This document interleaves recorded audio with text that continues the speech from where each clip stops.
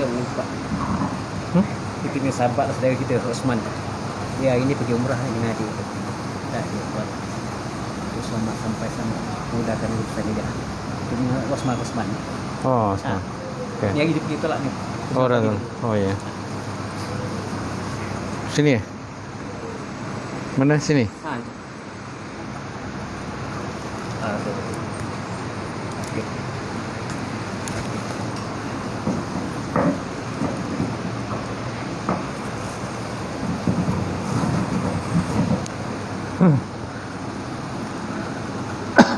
InsyaAllah. Kita ke kuliah kita dengan kita sama-sama membaca Alkitab ila hadratin Nabi Muhammad Mustafa Rasulullah sallallahu alaihi wasallam wa ala al-kiram ashab ridham insyaallah al-Fatihah. A'udzubillahi minasyaitonir rajim. Bismillahirrahmanirrahim. Alhamdulillahirabbil alamin arrahmanir rahim maliki yaumiddin. Iyyaka na'budu wa iyyaka nasta'in ihdinas siratal mustaqim. Siratal ladzina an'amta 'alaihim ghairil maghdubi 'alaihim waladdallin. Amin. Assalamualaikum warahmatullahi taala wabarakatuh. Alhamdulillah wahdah saraqa wa'dah wa nasara 'abdah wa 'azza jundahu wa hazamal ahzaba wahdah.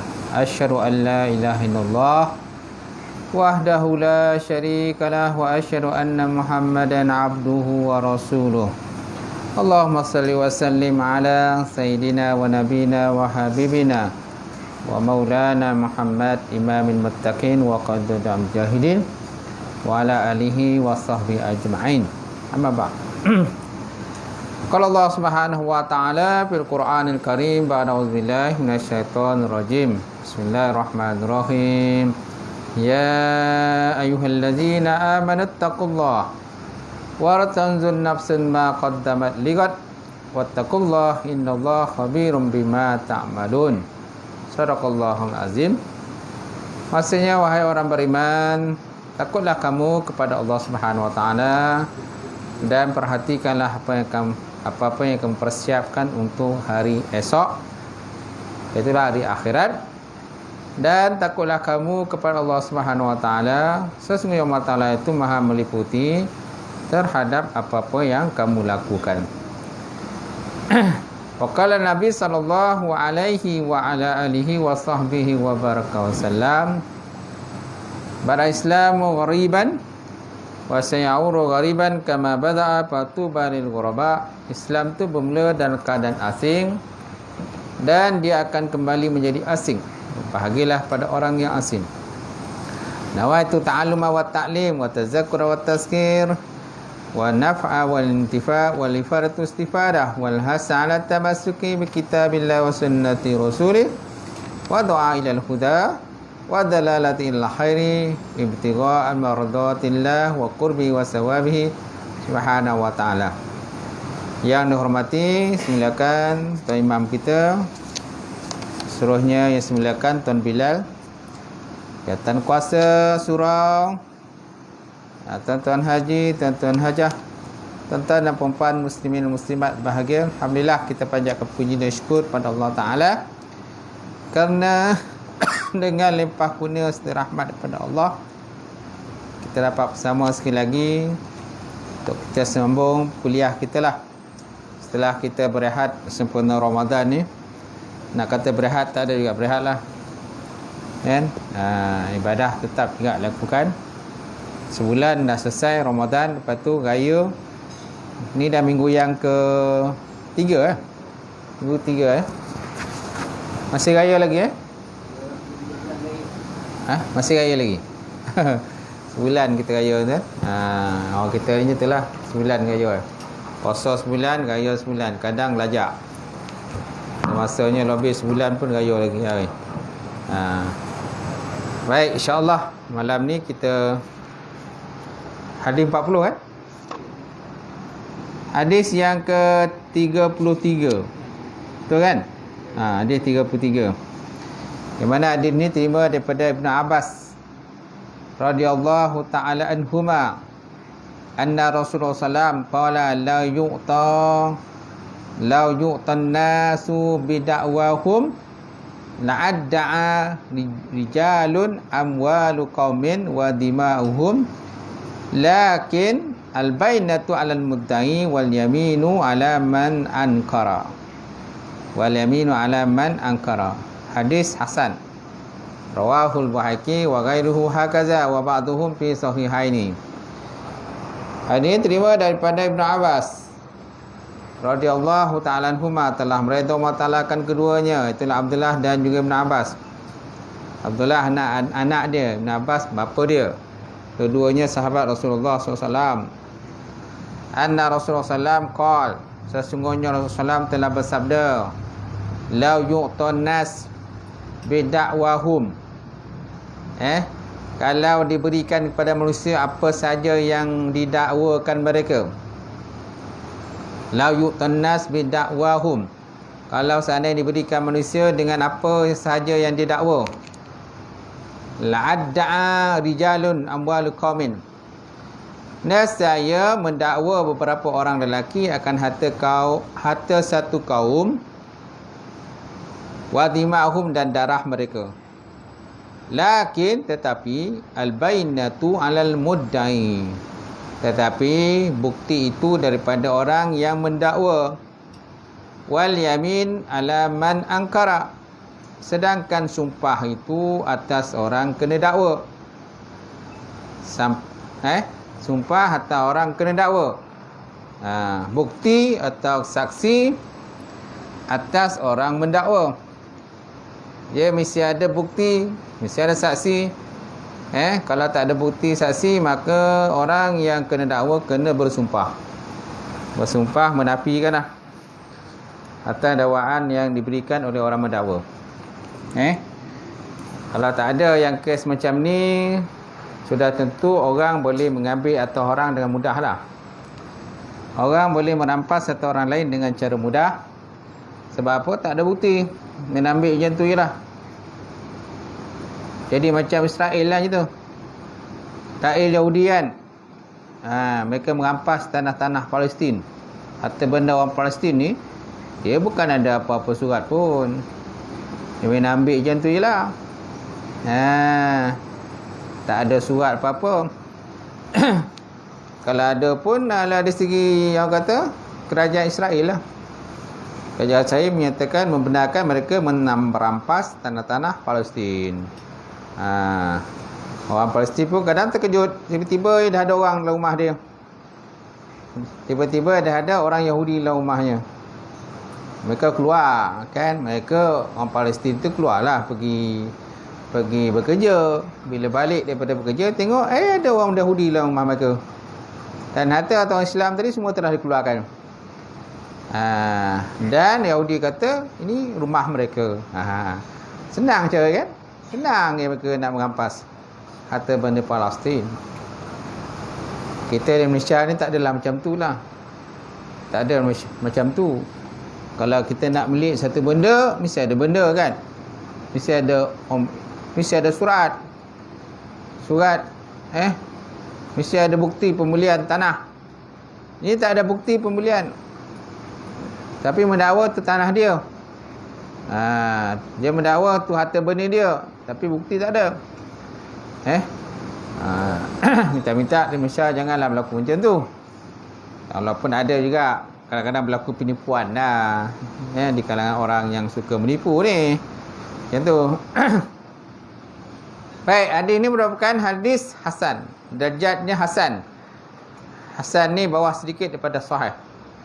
Rawahul Baihaqi, hadis riwayat daripada Imam Baihaqi, wa ghairuhu dan selainnya. Hakaza demikian, wa ba'duhu dan sebahagiannya fi sahihaini dalam dua hadis, dalam dua yang sahih, Imam Bukhari dan Imam Muslim. Insya-Allah. Baik.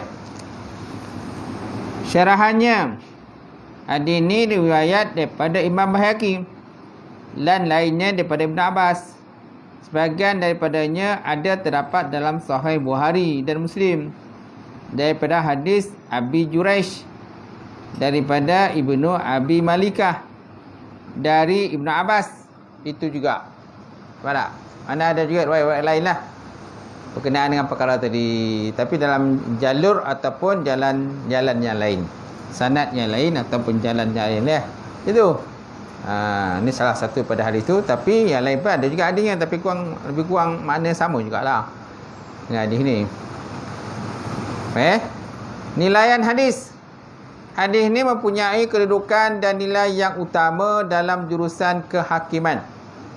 Di mana seorang hakim dalam Islam adalah dikehendaki memutuskan suatu perkara dengan adil berdasarkan keterangan yang diberikan kepadanya. Nampak? Jadi hadis ni ada kaitan dengan kes mahkamah. Kes mahkamah dalam konteks Islam lah. Macam tu. Maknanya setiap benda yang orang dakwa dia punya, mesti ada bukti. Saksi ke, bukti ke, surat ke, agreement ke dan sebagainya. Macam tu. Tak boleh kita kata seorang itu menyatakan dia punya, sedangkan tidak ada bukti pembelian, tidak ada resit dan sebagainya. Jadi benda ni boleh dibawa ke mahkamah. Kalau seandainya orang itu mendakwa dia punya tapi tak ada bukti, maknanya dia tak menang lah kes itu. Dia tak boleh menang lah. Mesti ada bukti dan saksi, keterangan dan sebagainya. Dalam konteks kita mahkamah Malaysia ni kadang-kadang dipanggil lah pakar tu, pakar ni, pakar forensik, pakar DNA dan sebagainya untuk membuktikan benda tu benar ataupun tak betul, sahih ataupun tak sahih kan. Dia sampai tahap macam tu lah kan, untuk nak sabitkan suatu kesalahan. Baik. Jadi perkara yang berkaitan pengaduan. Pengaduan pertama, saksi dan sumpah. Pada hadis tersebut, Rasulullah SAW ada menerangkan perkara yang berkaitan dengan pengaduan. Keterangan ini adalah bermaksud seperti berikut, iaitu kalau diberikan pada manusia apa sahaja yang mereka kehendaki menurut dakwaan dan pengakuan mereka sendiri, maka sudah tentu akan ada orang-orang yang mendakwa untuk mendapat harta dari satu kaum dan menuntut bela atas satu kejadian pembunuhan. Jadi dakwaan atau pengakuan ataupun tuduhan tidaklah dapat didengar atau diterima begitu sahaja sekiranya tidak ditunjukkan bukti yang sah menurut hukum kan.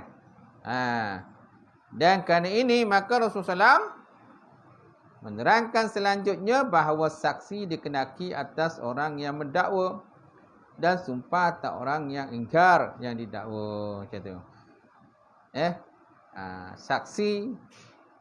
Saksi ini sebaiknya lah, kalau boleh lah, contohlah dalam konteks perzinaan Islam kan. Dalam Islam konteks nak tuduh orang berzina ni mesti ada 4 orang saksi. 4 orang saksi dia melihat kejadian tersebut. Untuk nak sabitkan kes zina lah contohlah. Yang mana kita nak sabitkan kes zina, mesti 4 orang saksi yang adil yang melihat kejadian zina itu. Seolah-olah seperti macam keris dimasukkan dalam sarung dia. Macam itulah. Sampai tahap macam itulah saksi tu. Dan saksi pun tak boleh orang kata main saksi cikai-cikai macam tu je. Tak boleh. Mestilah saksi yang adil, orang yang jenis solat, tawaduk kan. Itulah orang yang boleh jadi saksi. Kalau saksi hanya kata ngawal isap dadah, nak jadi saksi. Orang kata kaki pelacur, nak jadi saksi. Boleh tak? Tak boleh. Tak boleh saksi. Mestilah orang yang sifat adil, yang boleh kita ambil kira akan pandangan dia untuk jadi saksi. Itulah. Boleh kan? Jadi kalau tak ada saksi, contohnya paling tidak pun kalau zaman sekarang ni CCTV kan. CCTV pun boleh jadi bukti juga mahkamah. Rakaman video menyaksikan kejadian tadi. Contohnya kalau berlakunya kemalangan maut, ada rakam video menyatakan siapa yang bersalah. Siapa yang bersalah dalam kemalangan maut itu. Siapa yang melanggar, siapa yang kena langgar kan. mesti ada bukti lah. Jadi tak boleh kita nak sabitkan satu kesalahan tanpa ada bukti dan tanpa ada saksi. Sebab semua orang boleh cakap dia kata dia betul. Semua kalau boleh nak mengelak daripada bersalah. Semua kalau boleh nak mengelak pada perkara hukum. Tak ada, jarang kita jumpa saya mengaku saya langgar kan. Saya mengaku saya yang salah, saya mengaku saya langgar, saya mengaku saya lah yang silap. Jaranglah jumpa orang mengaku macam tu. Kalau lah ada orang mengaku macam tu, memang aman lah dunia tu kan. Betul tak? Harmoni lah dunia kita ni. Harmoni lah bumi Malaysia ni. Kalau seandainya orang tu bersalah, dia mengaku dia salah. Tapi banyak di kalangan kita ni mengaku tak bersalah. Bila ditunjukkan bukti, kan, rakaman CCTV menunjukkan dia yang masalah, barulah mengaku, oh aku salah. Kalau tak, susah lah gitu. Seterusnya tuan-tuan, ulang balik. Kalau diberikan pada manusia itu apa saja yang mereka kendaki menurut dakwaan atau pengaduan mereka sendiri, maka sudah tentu akan ada orang-orang yang mendakwa untuk mendapat harta daripada satu kaum atau menuntut bela atas suatu kejadian pembunuhan. Contoh dah. Ini contoh je. Jadi dakwaan dan pengaduan ataupun tuduhan tidaklah dapat didengar atau diterima begitu sahaja sekiranya tidak ditunjukkan bukti yang sah menurut hukum. Mesti ada bukti kan? Kalau tak ada CCTV, ada orang lah. Nampaklah mereka melihat kejadian tadi. Dan kerana ini, maka Rasulullah SAW menerangkan selanjutnya bahawa saksi dikenaki atas orang yang mendakwa. Al-bainatu ala muddain, dan sumpah atas orang yang ingkar. Wa yamin ala man ankara, sumpah atas orang yang kena dakwa. Baik, adapun sebabnya dikenaki saksi itu orang yang mendakwa ialah kerana ia menuntut sesuatu yang berlainan daripada kenyataan. Adapun sebabnya dikenaki bukti saksi atau orang yang mendakwa ialah kerana dia menuntut kadang-kadang sesuatu yang berlainan dengan kenyataan dia. Maka karenanya lah mestilah dia mempunyai cukup bukti untuk dakwaannya yang dibuat bagi mendapatkan pada yang pada asalnya tidak ada. Yang pada asalnya tak ada. Yang pada asalnya bukan milik dia. Tapi dia kata itu milik aku. Pada asalnya itu bukan tanah dia. Tapi dia katakan itu tanah dia. Apa bukti dia? Tak ada bukti. Kalau mesti ada bukti. Kalau tanah biasanya ukur kan. Ukur lah. Kadang dulu tuan-tuan, dia kadang dia tak ukur, dia main ambil tanah orang. Tapi bila dah ukur-ukur, dah ambil tanah orang rupanya. Kadang orang boleh bergaduh. Orang boleh bergaduh, orang boleh bertumbuk, orang boleh berbunuh-bunuhan. Boleh membunuh disebabkan tanah saja. Kadang sejengkal je tanah dia ambil. Dah bertumbuk, dah bergaduh. Dah berbunuhan, sejengkal tanah kan? Gitu. Baik. Orang yang ingkar itu orang yang terdakwa, dia kenaki pula melakukan sumpah untuk membuktikan kenyataannya bahawa dia terlepas daripada dakwaan itu. Jika orang yang mendakwa kena bukti. Kalau tak ada bukti, maka orang kena dakwa bersumpah. Wallahi wabillahi tallahi, aku tak pernah ambil, ataupun itu tanah aku kata. Itu memang tanah aku. Ataupun memang aku tak ada berzina. Aku tak ada berzina. Jadi sumpah ini dinamakan sumpah sabar. Yaminus sabri, mana sumpah sabar. Iaitu sumpah yang menahan orang yang berhak dari kehilangan haknya. Andai kata hak itu sememangnya haknya yang sebenarnya. Tapi kalau seorang itu bersumpah untuk mendapatkan sesuatu yang bukan haknya, maka sumpah itu namakan sumpah dusta, sumpah bohong.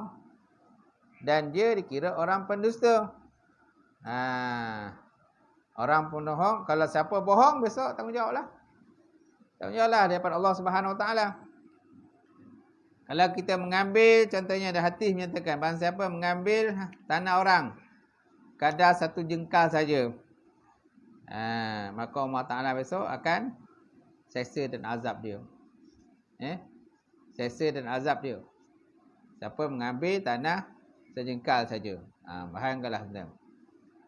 Baik, sebagaimana Rasulullah bersabda, man halafa 'alal yamin sabrin yaqtati'u biha malal mri'in muslim wa huwa fiha fajir laqiyallahu wa huwa alaihi ghadbanu. Maksudnya man halafa 'alal yamin sabri, barang siapa bersumpah dengan sumpah sabar atau sumpah dusta, yaqtati'u biha mal imri'in muslim, untuk dia mengambil dengan sumpahnya akan harta orang lain, wahwa fiha fajir, padahal dia ni orang yang curang, laqiyallahu, nescaya dia menemui Allah Ta'ala, wa huwa alaihi ghadbanun, padahal Allah Ta'ala murka pada dia. Allah Ta'ala murka pada dia. Allah Ta'ala bengis, marah pada dia lah, sebabkan dia bersumpah bohong. Malahan kalau orang berpuasa pun kalau bersumpah bohong, maka puasanya ditolak kan. Kosonglah pahala dia, tak ada pahala. Kau pernah ingat satu hadis tu? Kan ada 5 perkara yang menyebabkan pahala orang berpuasa ni ditolak oleh Allah Ta'ala, pahala dia kosonglah. Puasa tak batal tapi pahala kosong. Penat je lah. Antaranya al-kazib, orang berbohong. Yang kedua, al-ghibah, mana orang mengumpat. Yang ketiga, an-namimah, orang yang bergaduh domba, adu domba. Yang keenam, yaminul gumus ataupun yaminul kazib, sumpah bohong, sumpah dusta. Dan yang kelima, an-nazru bisyahwatin, menilik dengan penuh nafsu syahwat. Jadi 5 perkara tu kan boleh kan menghilangkan pahala berpuasa. Kan ingat dia tu. Puasa tak batal tapi pahala tak adalah, penat jelah macam tu. Jadi barang siapa bersumpah dengan sumpah sabar atau sumpah dusta untuk dia mengambil dengan sumpahnya akan harta orang lain, padahal ia sumpahnya itu berlaku curang. Wa huwa fiha fajir, dia bohong, curang. Laqiyallahu wa huwa alaihi ghadbanu, nescaya Allah Ta'ala akan bertemu dengan dia nanti dalam keadaan murka dan marah kepada hamba tadilah, macam tu. Boleh tuan? InsyaAllah. Kemudian yang kedua, saksi yang mendakwa sumpah yang terdakwa. Saksi yang mendakwa sumpah yang terdakwa. Menurut hadis sebut, orang yang mendakwa adalah dikenaki mengemukakan saksi atau buktilah. Bukti. Dan jika dia dapat berbuat demikian dengan cukup sempurna menurut syarat-syaratnya, maka dakwaannya dapat diterima oleh hakim. Boleh diterima oleh hakim. Yang demikian berarti dia menang dalam dakwaannya ataupun tuntutannya. Tetapi jika dia tidak berupaya mengemukakan saksi, maka berhaklah hakim menurut orang yang terdakwa bersumpah. Maknanya orang yang mendakwa dia kena datangkan bukti. Tak ada bukti bagi peluang pula pada orang kena dakwa. Plaintiff dengan defendant lah. Plaintiff ni mana orang mendakwa. Defendant ni orang kena dakwa. Macam tu. Orang kena dakwa. Jadi orang kena dakwa, dia kena sumpah. Menyatakan itu hak dia, macam tu. Ataupun menyatakan itu bukan hak dia. Macam tu. Sekiranya dia sanggup bersumpah, maka dia mendapat kemenangan dalam perkara itu. Seterusnya pula, kalau orang yang terdakwa tidak mahu bersumpah, maka orang yang mendakwa naklah bersumpah. Kalau dia bersumpah, maka dialah menang. Mana dikembalikan semula kepada orang yang mendakwa. Yang pertama, orang mendakwa. Kalau orang mendakwa tak ada bukti, maka dibagi peluang kepada orang kena dakwa, defendant. Defendant pula dibagi peluang untuk bersumpah. Kalau defendant tak nak bersumpah, dipulangkan balik kepada orang kena dakwa, plaintiff, untuk bersumpah. Orang bersumpah itulah yang menang nanti. Gitu. Itu kaedah dia lah. Kaedah dia, cara dia. Untuk perbicaraan dalam kes mahkamah. Macam tu. Macam tu. Tapi ada juga benda-benda kadang-kadang tak ada perlu bukti pun. Benda-benda ada juga benda tak perlu bukti. Contohlah kalau perempuan mendakwa dia telah pun habis edah. Perempuan dah habis edah. Kadang pela tu tak perlu bukti pun menyatakan dia dah ni, sebab itu keterangan dia je lah. Sebab dia lebih tahu darah dia dah habis ke, dah berhenti ke dan sebagainya. Dia lebih tahu. Lelaki tak tahu. Takkan hakim nak pergi cek pula dah. Kan? Hakim tak ada nak pergi cek dah. Jadi ikut keterangan perempuan tu lah. Menyatakan dia dah habis edah. Bila dah habis edah, maknanya bekas suami tak boleh rujuk lagi. Itulah kalau kes rumah tangga lah. Kalau kes rumah tangga, suami dia kata, bekas suami kata dia dah rujuk pada sekian-sekian hari bulan. Sedangkan perempuan tu kata dia punya edah dah habis pada sekian-sekian hari bulan. Jadi maknanya rujuk itu tak boleh diambil kira. Tak salah rujuk itu. Sebab apa? Perempuan tu dah habis edah dia. Itu dalam kes perbicaraan mahkamah lah. Dalam bab urusan rumah tangga. Baik. Sebagai contoh, ialah seorang telah mengadu pada hakim bahawa Ahmad ada berhutang kepadanya sebanyak RM1,000. Maka untuk menyelesaikan pengaduannya itu, hakim naklah meminta kepadanya sebagai orang yang mendakwa untuk mengadakan saksi. Kena ada saksi lah. Kena ada bukti. Contohnya surat ke agreement menyatakan dia dah bagi pada Ahmad sebanyak RM1,000 lah. Dan Ahmad berjanji untuk bayar pada sekian-sekian bulan. Tapi tunggu-tunggu tak bayar-bayar. Tunggu-tunggu tak bayar-bayar.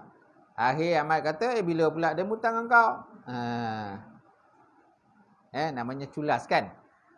Culas boleh? Culas. Culas ni orang yang mengelak untuk bayar hutang. Malas nak bayar hutang. Macam tu. Seterusnya, hakim naklah minta kepadanya sebagai orang yang mendakwa untuk mengadakan saksi. Ada tak saksi melihat kejadian tadi? Ketika si A ni menyerahkan duit pada si B, pada si Ahmad RM1,000. Ada tak saksi? Sekiranya dia sanggup mengadakan saksi itu menurut syarat-syaratnya, maka dakwaannya itu dapat diterima dan dihukumkan wang itu kepunyaan dia. Dihukumkan wang itu adalah dia punya. Sebaliknya, kalau dia tidak dapat mengadakan saksi,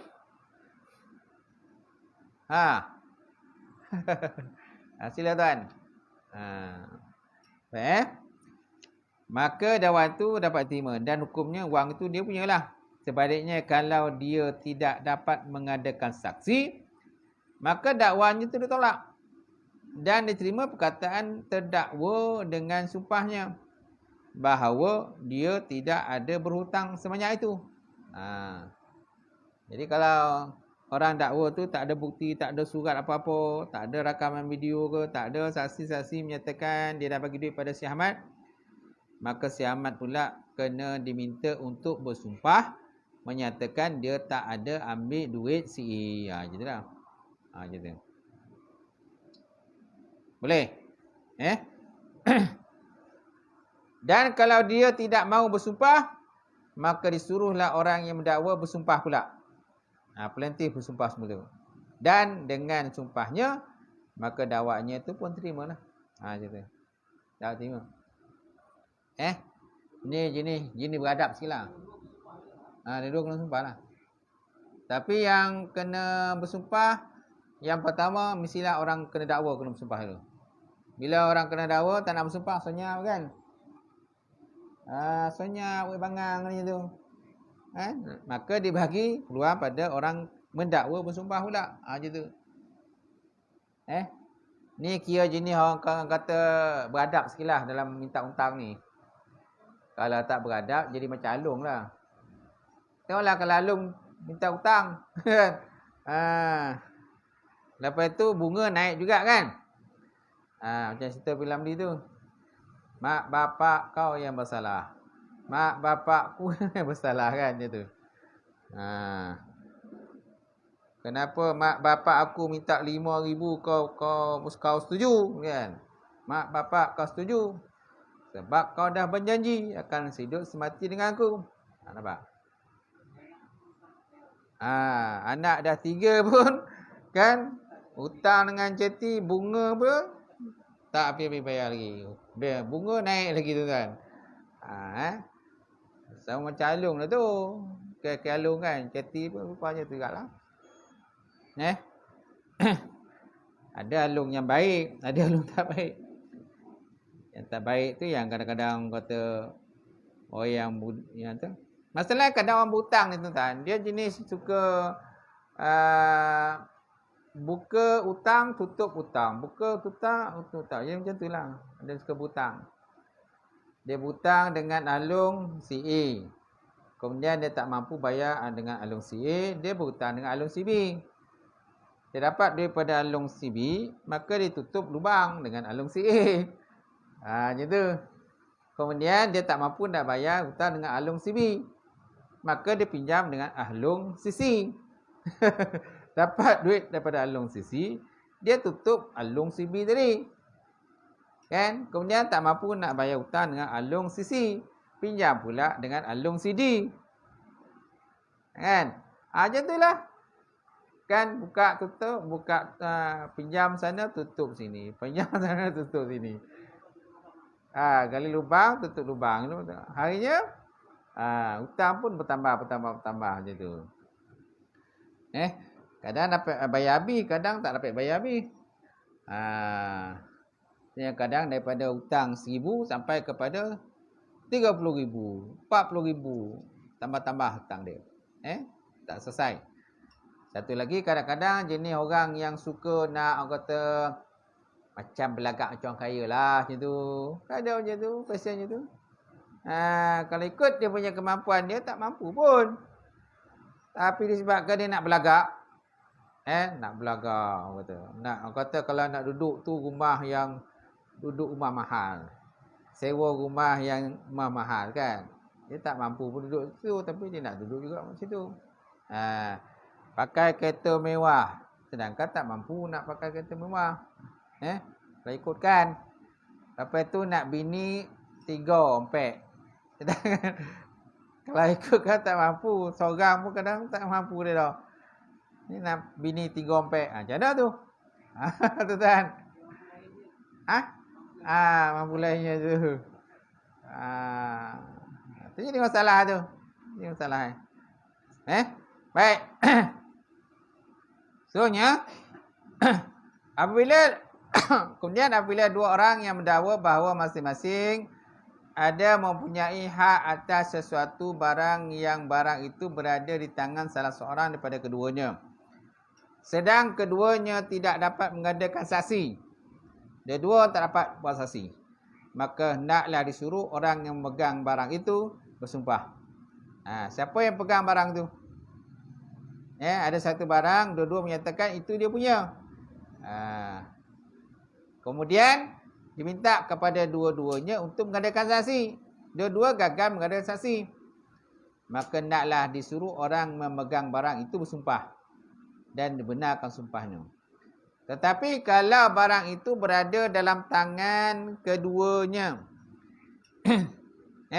atau dalam tangan orang lain, maka hendaklah keduanya bersumpah. kemudian barang itu dibahagikan untuk keduanya. Barang itu dibahagikan untuk keduanya, tuan. Insya-Allah. Ha.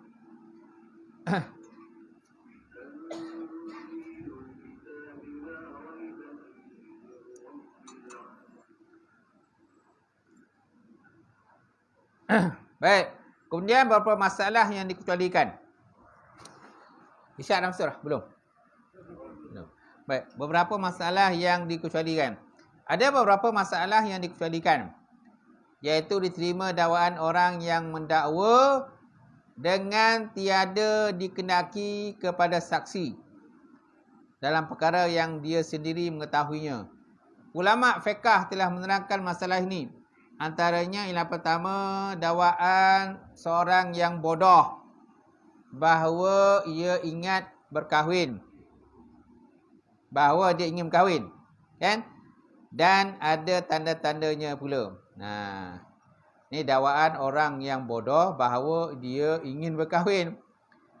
Dan ada tanda-tanda pula. Ni tak perlulah. Cukup dia sajalah. Gitu. Yang kedua, dakwaan seorang khunsa. Bahawa ia seorang wanita dan lelaki. Khunsa. Khunsa ni dia ada dua alat. Alat kelamin dia ada dua. Lelaki ada, perempuan ada. Kan? Macam tu. Jadi dakwaan orang khunsa bahawa dia seorang lelaki dan perempuan. Dia pun lelaki, dia perempuan. Dia ada dua alat. Jangan jumpalah macam tu. Dia kata dia lelaki dan dia perempuan. Dia boleh lelaki, dia boleh perempuan. Dia ada dua alat. Jadi hakim bila masuk nak pergi cek. Hakim bila masuk nak buka kain. Buka seluar. Hakim kata, aku nak cek. Tak adalah. Kan? Hakim pun cek pun mungkin hakim pun pengsan. Gitu. Baik, kemudian yang ketiga. Dakwaan seorang itu bahawa dia telah balik sampai had umur dengan bermimpi. Jadi dibenarkan dakwaan dia walaupun tak ada saksi, tak ada bukti. Cukup kita tanyalah, kau dah mimpi ke belum? Kau dah mimpi ke belum? Mimpi apa Ustaz? Kita kan tanya tu. Mimpi apa Ustaz? Alah, mimpi itulah. Kan? Macam tu. Sehingga keluar mani. Kan? Oh, mimpi tu. Dah mimpi dah. Kata kan? Dah mimpi dah. Jadi kalau ada mengaku dia dah mimpi tu, benarkanlah apa dia kata tu.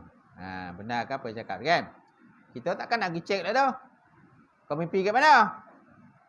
Kan? Malam bila kau mimpi? Pukul berapa? Ada tak dia punya tu kosan-kosan air mani kau tu? Ada tak? Tak ada masuk nak pergi cek dah. Tak ada masuk nak pergi cek dah. Macam tu. Kemudian yang keempat, dakwaan orang yang tidak sanggup membayar hutang yang telah dilakukannya dan tidak pula ada perlawanan atau bantahan seperti membayar mas kahwin, mengganti barang yang hilang atau harganya. Ni pun tak perlulah. Tak perlu pada bukti ataupun saksi. Dakwaan orang yang tidak sanggup membayar hutang yang telah dilakukannya dan tidak pula ada perlawanan ataupun perbantahan. Tak ada perbantahan lah di kalangan tak ada perbantahan pada yang kata yang mendakwa kan. Dakwaan orang yang tidak sanggup membayar hutang yang telah dilakukannya dan tidak pula ada perlawanan dan bantahan daripada orang yang minta hutang tadi. Orang yang minta hutang dia pun tak ada bantah apa-apa. Kan? Macam tu. Yang dia orang yang berhutang kata aku tak sanggup nak bayar. Macam tu. Sedangkan orang yang nak tuntut hutang pun senyap je. Macam tu. Kemudian seperti bayar mas kahwin. Bayar mas kahwin. Bayar mas kahwin pun tak perlu ada saksi kan. Seperti bayar mas kahwin. Contohnya suami dah bayar mas kahwin. Isteri kata belum bayar mas kahwin. Kan macam tu. Kemudian mengganti barang yang hilang atau harganya. Kemudian yang kelima, Dakwaan seorang perempuan bahawa eddahnya telah habis. Jadi dakwaan seorang perempuan bahawa eddahnya, ni perempuan yang dah bercerai ni, perempuan kena cerai daripada suami dia. Cerai dengan talak 1 ataupun talak 2. Dakwaan seorang perempuan bahawa eddahnya telah habis dengan melahirkan anak. Atau dengan 3 kali suci. Dah habis 3 kali suci kan? Dan pengakuannya bahawa dia boleh berkahwin setelah sekian lama telah bercerai. Jadi dakwaan tu dibenarkan perempuan tadi. Contohnya dia dia dah bersalin dah. Ataupun perempuan tu dah habis dah. Dia dah kali tu suci. Hakim takkan nak pergi cek. Betul kau dah kali suci. Jadi yang dibenarkan kata-kata perempuan tadi lah. Kalau dia bohong, tu antara dia dengan Allah Ta'ala lah. Kalau dia bohong, mana dia antara dosa dia dengan Allah lah. Macam tu. Tapi hakim takkan nak pergi cek. Kemudian yang keenam, dakwaan orang yang meninggal semayang dengan menyatakan bahawa dia telah bersemayang di rumah. Dan pengakuan orang yang tidak mahu mengeluarkan zakat dengan menyatakan bahawa dia telah mengeluarkan zakat. Padahal sebenarnya dia tidak berbuat demikian. Pengakuan ini. Jadi pengakuan ini dapat diterima dengan syarat tidak ada bantahan daripada golongan orang-orang fakir, yang tidak banyak bilangannya mereka itu. Sebaliknya, jika ada bantahan pada orang kafir, orang fakir, orang miskin, maka dia mestilah mengadakan saksi dan bukti menyatakan bahawa dia dah bayar zakat. Dia dah bayar zakat. Ini kan? Tempat kita ni jarang berlaku lah.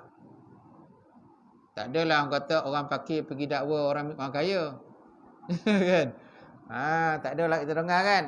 Tak adalah orang fakir mengamuk-ngamuk pergi rumah orang kaya. Kan? Mendakwa orang kaya tu belum bayar zakat ke dia. Tak ada. Biasa senyap macam tu kan? Dia tu. Biasanya orang kaya faham sendirilah. Kalau kau tak bayar zakat, maka itu dosa engkau lah. Dosa engkau dengan Allah Subhanahu Wa Taala. Besok tanggunglah siapa yang tak bayar zakat. Macam tu. Kemudian yang ketujuh, dakwaan orang yang kehilangan barangnya. Dakwaan itu diterima dengan ketiadaan saksi jika dia dapat menerangkan sifat barang itu. Dakwaan orang yang kehilangan barang. Dakwaan tu boleh terima dengan ketiadaan saksi jika dia dapat menerangkan sifat barang. Dia kata contohlah kereta dia hilang. Ada orang jumpa kereta dia. Maka kita boleh tanyalah macam mana kereta engkau tu. Kau kata kereta hilang, macam mana sifat dia, apa jenis kereta, apa warna kereta. Maka dia pun ceritalah kereta jenis ni, warna kereta jenis ni. Tayar macam ni, sport rim dia macam ni. Jadi tak perlu ada saksi lah. Cukup keterangan dia. Ataupun kehilangan jam tangan.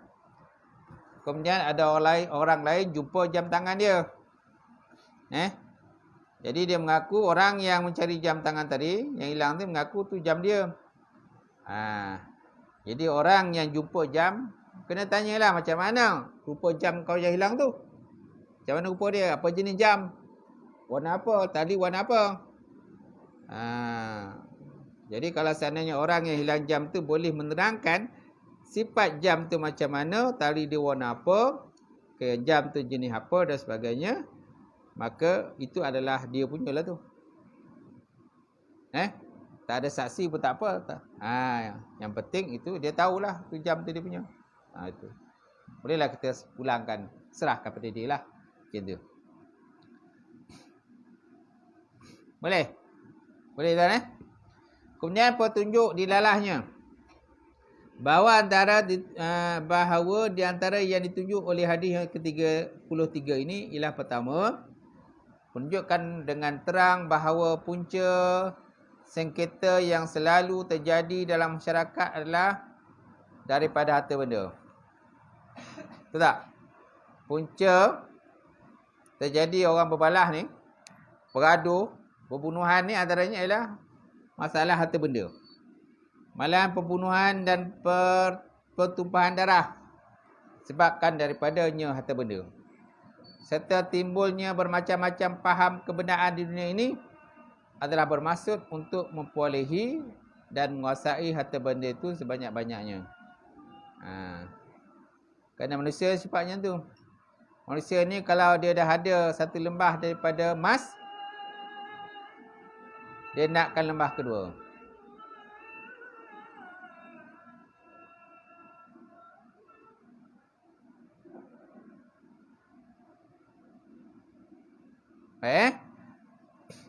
Biarpun dengan merugikan orang lain, kerana harta benda adalah kekuatan hidup. Tu banyak kalau Malaysia ni kadang menipu kan. Menipu sana, menipu sini untuk mendapatkan harta kekayaan. Walaupun dia bukan dia punya tu.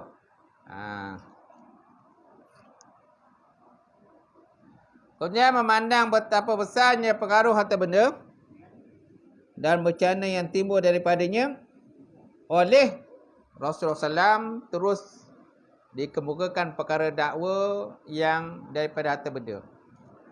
Dakwa dalam harta benda dan darah padahal banyak lagi perkara yang lain. Hal ini menunjukkan kepada kita bahawa harta benda adalah sebab perselisihan orang. Harta benda sebab permusuhan. Dan kadang-kadang membawa kepada pertumpahan darah. Maka dakwaan seorang untuk mendapatkan harta benda tidak boleh terima begitu saja. Tak boleh kita terus terima. Hakim pun macam tu jugalah. Tak boleh terima bulat-bulat. Orang yang mendakwa menyatakan itu tanah dia. Itu rumah dia.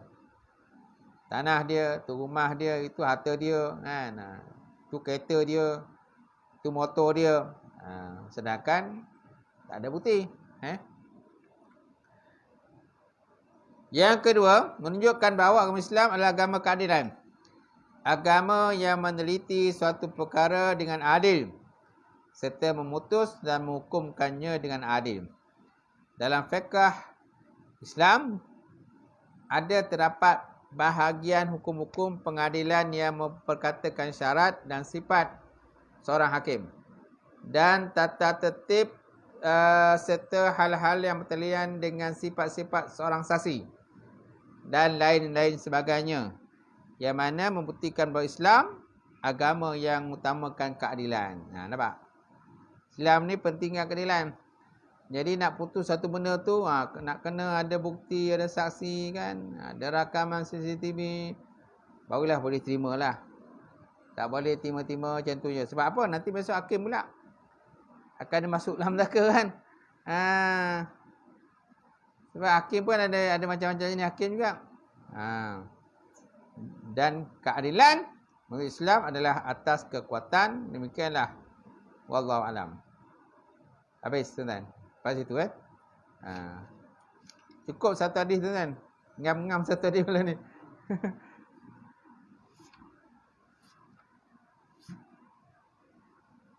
Sebab pembahasan ni pun tak banyak sangatlah. Wallahu a'lam bishawab. Ada soalan tak?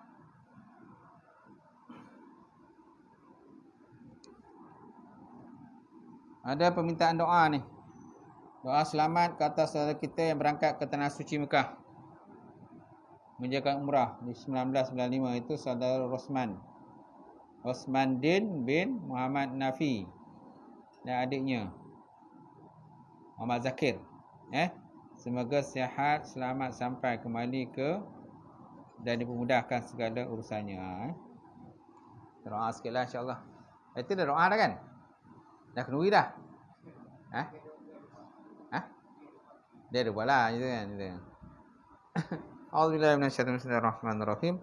Alhamdulillahirabbil alamin wassalatu wassalam ala asyrafil mursalin wa ala alihi washabbihi ajmain.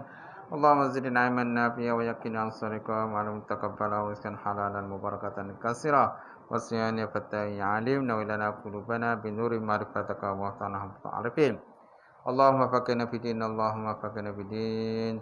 Allahumma ja'al hadza jam'al marhuma wa tafarruqana min ba'dihi tafarruqan ma'suma. Allahumma yassir lana umurana maharatil qulubina wa abdana wassalamati wa afiyati fi dinina wa dunyana. Allahumma jammilna bil afiyah wassalama wa fiqna bit taqwa wa istiqamah wa azna min mujrimmatin nadamah fil hali wal ma'ab bi rahmatika ya arhamar rahimin. Allahumma zid rahmah wa ni'mah wa afiyah wassalamah wa barakah wa maghfirah alaina wa ala bidika zaji wal umari wa zuwari musafiri wal muqimi fi barika wa bahrika wa jawika min ummati sayyidina Muhammad sallallahu alaihi wasallam wa qina syarri zalimin wa sunna ala kamil kafirin ususan ila akhi Rusmandin bin Muhammad Nafi ma'a Muhammad Zakir ibnu Muhammad Nafi bi rahmatika ya arhamar rahimin. Allahumma yassir lana umurana wa qulubina wa abdina salamati wa afiyati fi dinina wa dunyana. Allahumma rabbana la tada' lana fi maqamina hadza zamban illa ghafarta wa la maridan illa syafaita wa la hamman illa farajta wa la dayna illa adaita wa la mazluman illa nasata wa la jahilan illa alimta wa la dhallan illa adaita wa la aiban illa satarta wala maitan illa rahimta wala musafiran illa wasalta wa raja'ta wala musafiran illa wasalta wa raja'ta wala musafiran illa raja'ta wa raja'ta illa qadaitaha sattaha bi rahmatika ya arhamar rahimin. Allahumma faqihna fid din. Allahumma ja'al fi sabrina hadza birra wa tada wa amali mimma tarda bi rahmatika ya arhamar rahimin. Allahumma ja'alna fi safarina hadza birra wa taqwa wa amali mimma tarda. Allahumma ja'al fi safarina hadza birra wa amali mimma tarda bi rahmatika ya arhamar rahimin. Ya Allah, kemudahkanlah urusan sahabat kami, saudara Muhammad Din dan juga adik Muhammad Zaki, dan mudahkanlah urusannya pergi menunaikan umrah ke Mekah dan juga ke Madinah. Ya Allah, ya Allah, berikanlah kesihatan kepada keduanya, mudahkan segala urusan keduanya, kan pergi dan balik, serta mendapat umrah yang makbul, yang diterima oleh Allah Subhanahu Wa Taala. Ya, jadikanlah keduanya orang-orang yang soleh dan bertakwa kepada Allah Subhanahu Wa Taala. Jadikanlah perginya dan kembalinya nanti lebih baik daripada yang sebelumnya. Ya Allah. Amin ya rabbal alamin. Rabbana atina fid dunya hasanah wa fil akhirati qina azabannar. Alhamdulillah rabbil alamin. Qabbalallahu minkum.